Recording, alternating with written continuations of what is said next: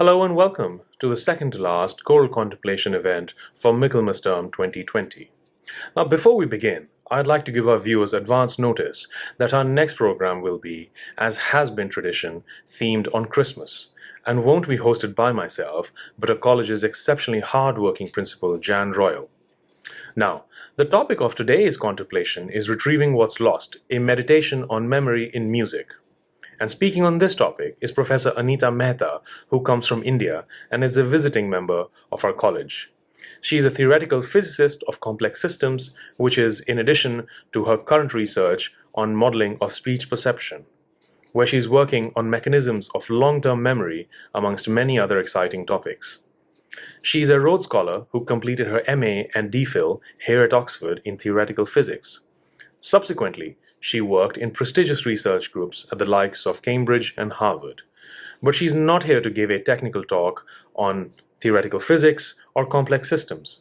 She's here because as I was searching for a speaker to deliver a talk on the topic of memory, a precursor to an event I have planned for next term on the topic of consciousness, I came across her profile, which not only spoke about her work, but her impressive skill set.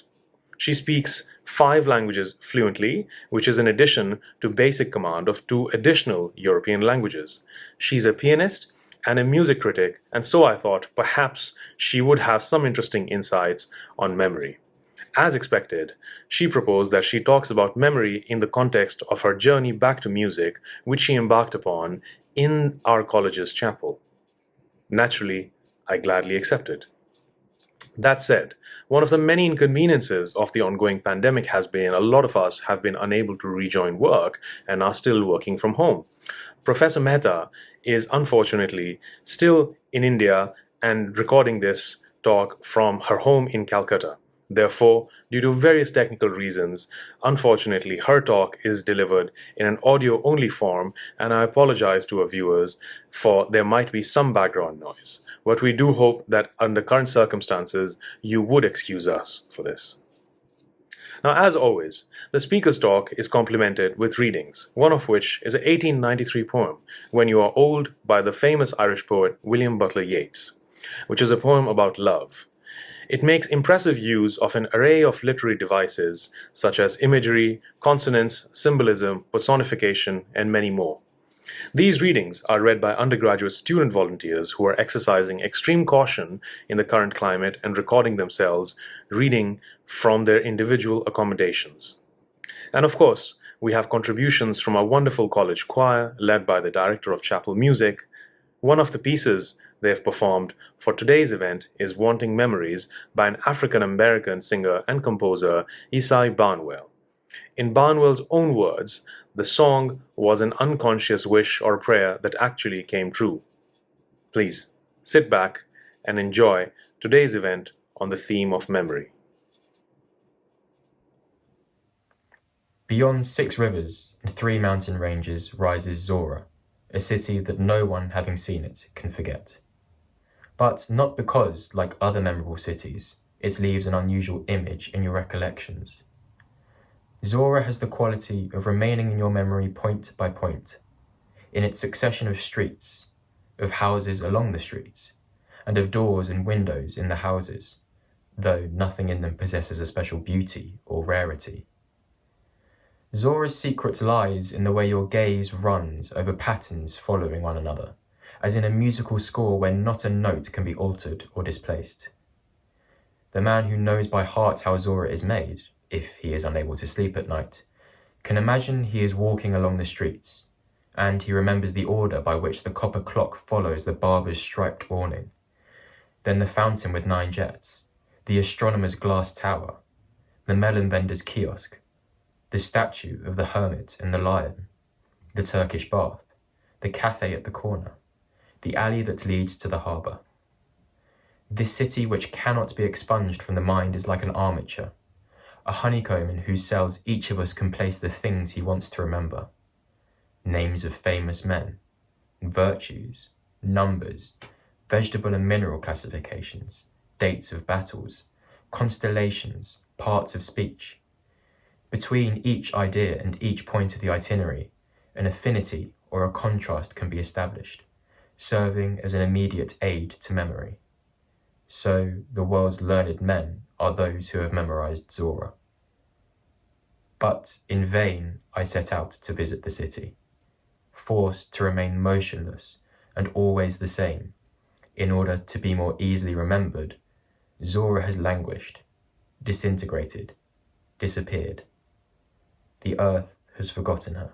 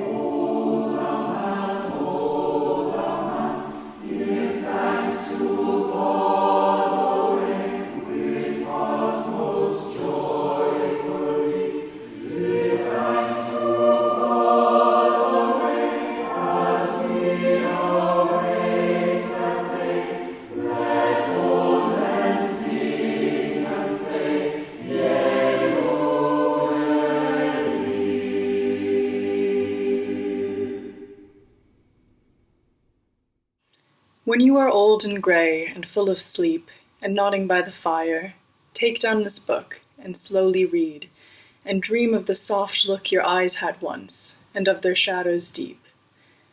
How many loved your moments of glad grace, and loved your beauty with love false or true, but one man loved the pilgrim soul in you, and loved the sorrows of your changing face. And bending down beside glowing bars, murmur, a little sadly, how love fled and paced upon the mountains overhead, and hid his face amid a crowd of stars.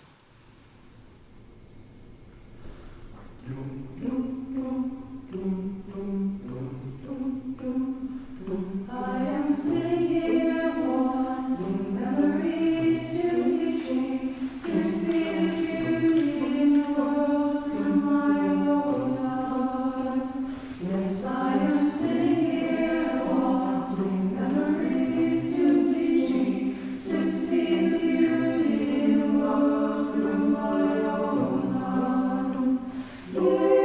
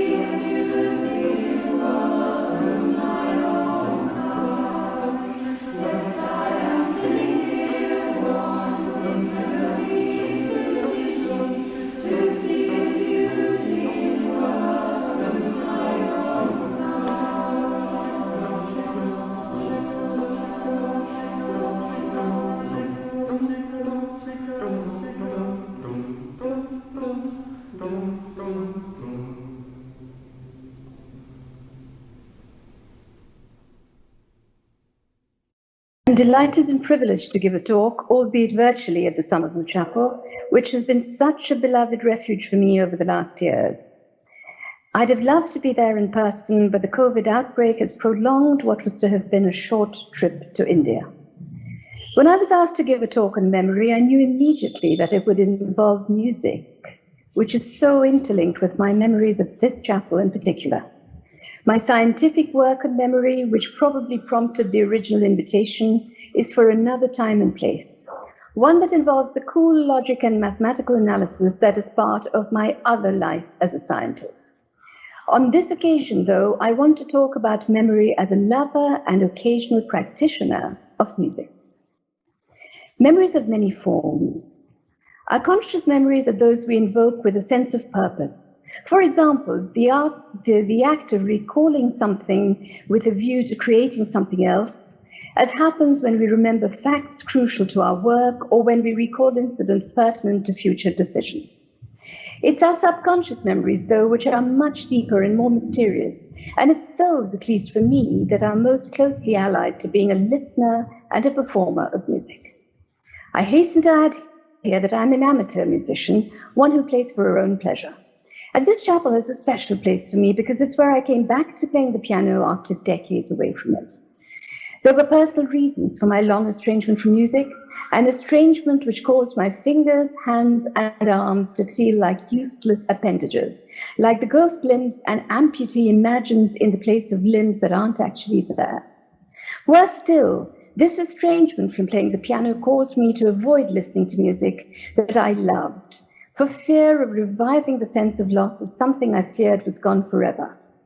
All of this, I emphasize, has to do with memories that flood back despite oneself, those over which one has no control, which form part of our subconscious memories. And these memories are most powerfully transmitted through music, which has a language above and beyond spoken language, which is expressed in a fashion as inchoate as one's deepest, least articulate thoughts. The Somerville Chapel has a special place in my heart because in its quiet recesses and under its dim lights, I was able to return to something I loved, to retrieve something I'd lost. This retrieval involved not just my conscious and unconscious memories, but also, and equally importantly, muscular memory. Let me start with the last one first. When one has, from lack of practice, lost the muscular memory that one took for granted, it can be incredibly painful to go back to an instrument. One needs complete isolation so that the embarrassingly slow process of getting one's fingers back in shape, with the many excruciating mistakes along the way, are revealed to no one else. The Somerville Chapel largely gave me this privacy. I chose practice times when most people were either at lunch or dinner, or indeed slots in the very early morning when people were in bed. If anyone entered the chapel despite these precautions, I flinched, feeling that I'd been discovered in a secret and guilty pleasure. Gradually, however, I began to feel less reticent, at least on this score. When my fingers were able to move relatively smoothly across the keys, when I didn't at every moment compare their lack of fluency with earlier memories of facility, I felt less shy. It was at this point that conscious memory intervened. I remembered remarks made by my piano teachers, their tips on how best to produce a required sound from an instrument. These remarks came floating across years and decades, across the oceans that now separate us, as I tackled various technical challenges. These memories were incredibly specific. I could recall smiles and anecdotes as though my beloved teachers were sitting next to me at a lesson. Through them, I remembered how to shape cadenzas, how not to overdo rubato, how cantabile needed the use of arms rather than wrists, how to practice using fast, slow, fast rhythms to master the technical demands of, say, a Chopin etude. It felt like a series of telepathic piano lessons. I had already drawn on such telepathic piano lessons in the past. When, as an undergraduate at Oxford many moons ago, I tried to learn a new piece on my landlady's Bluthner, I felt my piano teachers from long ago and far away tell me exactly how to tackle it, by decomposing it into smaller bits, how to practice it by going after the challenging portions one by one, rather than by playing pieces from beginning to end every time. Most importantly, I would remember how they would always tell me to listen to myself while I was playing, something which is far deeper as a statement, far harder to do than it sounds. And so to the next stage.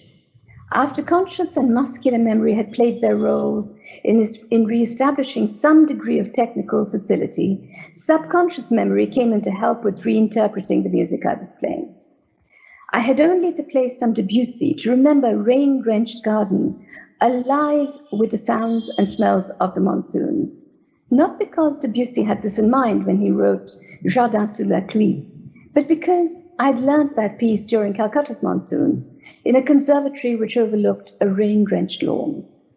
I had only to play Ravel's sonatine to remember a sense of unspoken melancholy, unrelated to anything around me, whose meaning I was to understand more fully many, many years later.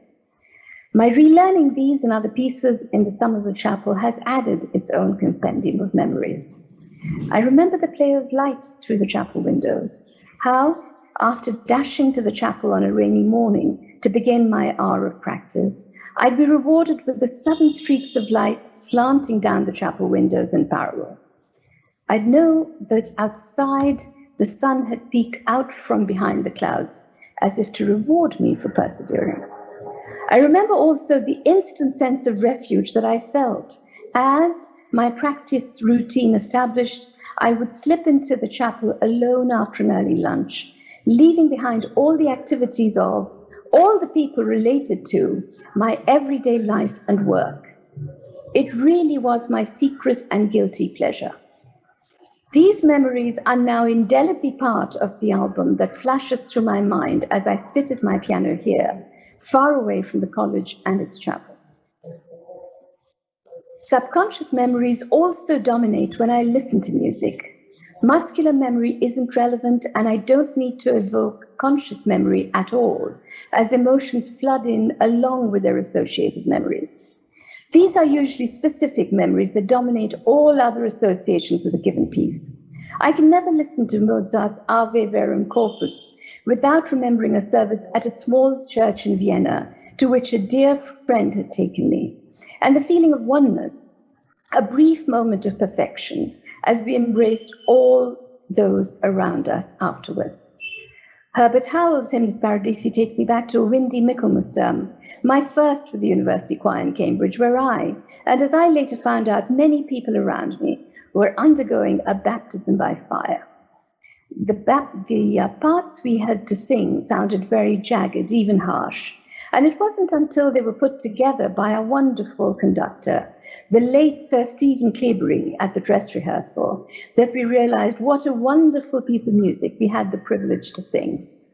There wasn't a dry eye in the choir that night, nor at the performance that followed at King's College Chapel, where it seemed that the eternal light, the lux aeterna, that surrounded the composer after the death of his 9-year-old son now enveloped all of us. Many of these subconscious memories are more personal, with their evocation of loved ones we've lost. Schubert's famous Adagio from his string quintet in C is one such. It brings back memories of a friend who was taken long before his time, its gentleness a mirror of his character, its poignancy a reflection of his fate.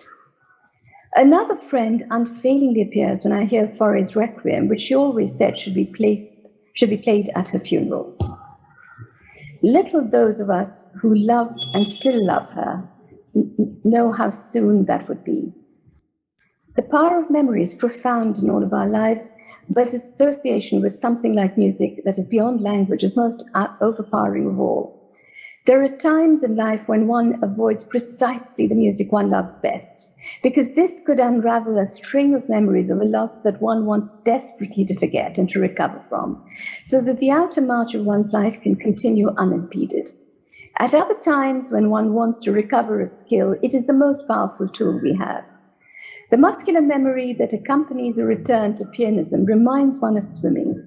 Once you've done it, you can always do it again, because it's embedded deep in your neural networks.